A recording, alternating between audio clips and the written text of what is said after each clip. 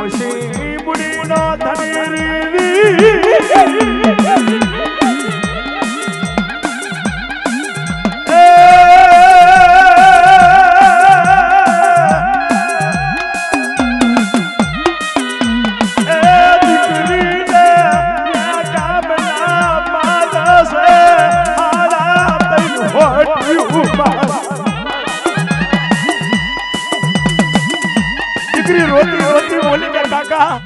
ભૂલ થઈ ગઈ, હવે નહીં આવે. લઈ જા. તારા ગામના રોટલા અમારો પૂરા કરવાના, તારા બકરા નહીં. લઈ જા.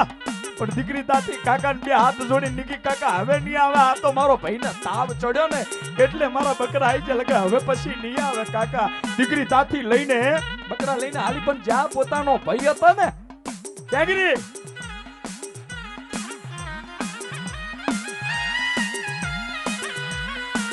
ખીજડાની દાડે આવી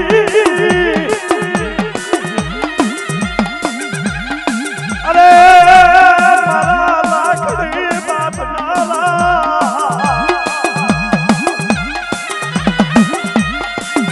ભાઈને ઘોડીએથી ઉતાર્યો અને જ્યાં ગોખલો હતો ને વિષ્ણુભાઈ એ ગોખલાના જોડે બેહીને કે તું દેવ છે કે દેવી છે હું નહીં જાણતી, હું તો બાળક છું.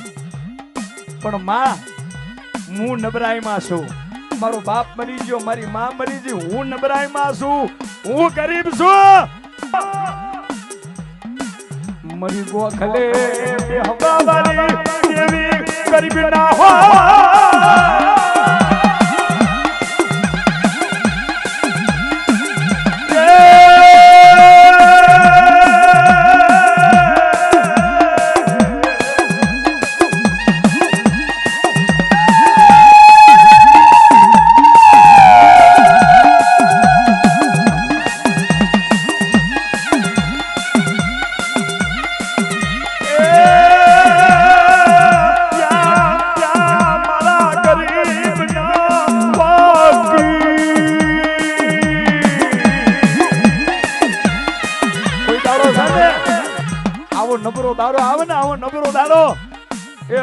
જાહલા વાળો કદાચ નબરો દાડો આવે ને તમે નબરા થઈ જો, એ તમે ડૂબરા થઈ જો, તમે ગરીબ થઈ જો. પણ જેને ઓબા રૂપિયા છે ને એ મારા જીવરાજે ને મારા દેવાએ એ મારા કાળુએ જે ઓબા રૂપિયા ની ઓબે જઈને ખાલી એટલું કેજો ક્યાં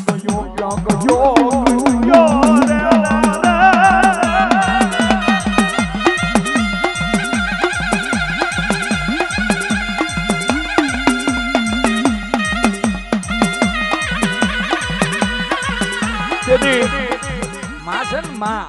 અમૃત નો જાર છે.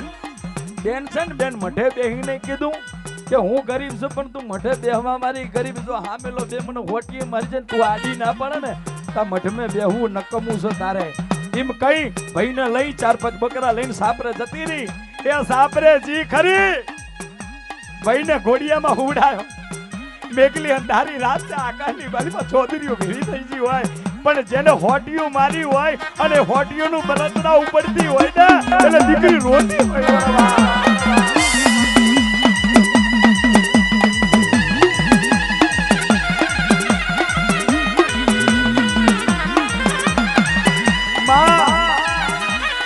જેને હોટી મારો ને હોટી કોક દીકરાને કોક બાળકનો હોટી મારો ને સાહેબ એ તો ખમી લે પણ સમય જતા છે ને એને 1-2 કલાક કેરે સુનિલ એ બાળકને બળતરા થાય ને થાય. એમાં દીકરીને બળતરા થતી હતી એ તો ખરું પણ જ્યાં પેલું જેવું ખેજડાના ઝાડની નીચે 5 ઈંટનું ધરેમણું હતું ને એને ટોકો પાડ્યો તો તું વહી જી. અને તા તો અવાજ ઉપડ્યો આકાશવાણી રોતી સાની રે તને જેને હોટી મારી જો હવા વેતની નાગની બની અને હવાર પેલું જો નનામી ના કાઢું તો હું ખેજડા વારી મેલ બની દઉં. બરાબર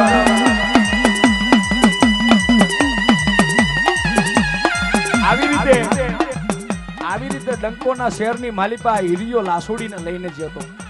ડંકોના શહેરમાં દરિયાની ઓલી ખોજા થર પાર કરતો ક્યાં રહ્યું પણ થર પાર કરતી દરિયામાંથી નાવડું લઈને હવા હો નાવડાના દાંડું લઈ અને જ્યાં લાલવાદી ફૂલવાદી લાલડી વાદન જ્યાં રહેશે ને એગરી પોતાના ડંગા નાખ્યા હતા દેવી પૂજા કે એગી ડંગા નાખ્યા હતા વિષ્ણુભાઈ.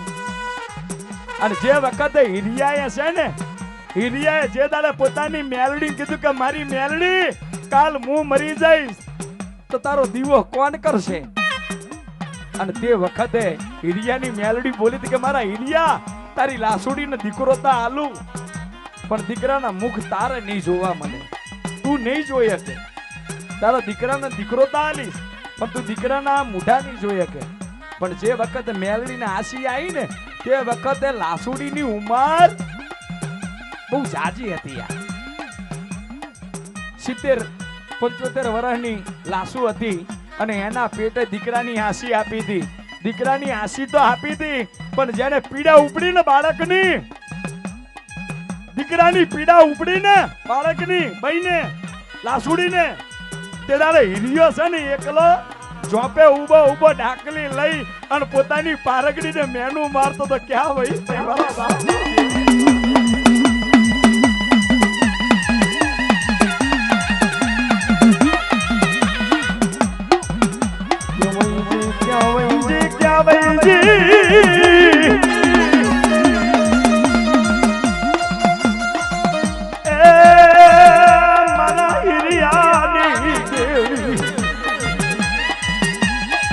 અને તે વખતે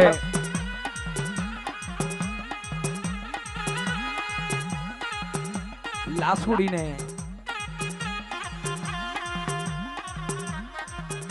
પીડા ઉપડી હતી. તે વખતે 100 વર્ષની ડોહલી બનીને લાસુના ખાટલા આવીને બેસી દીધી માતા. પણ જે દાડે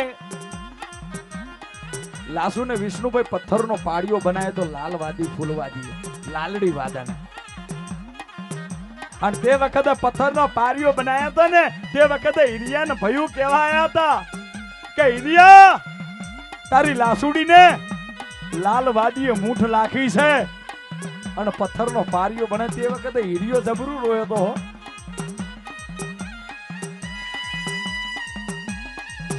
મને રોટલો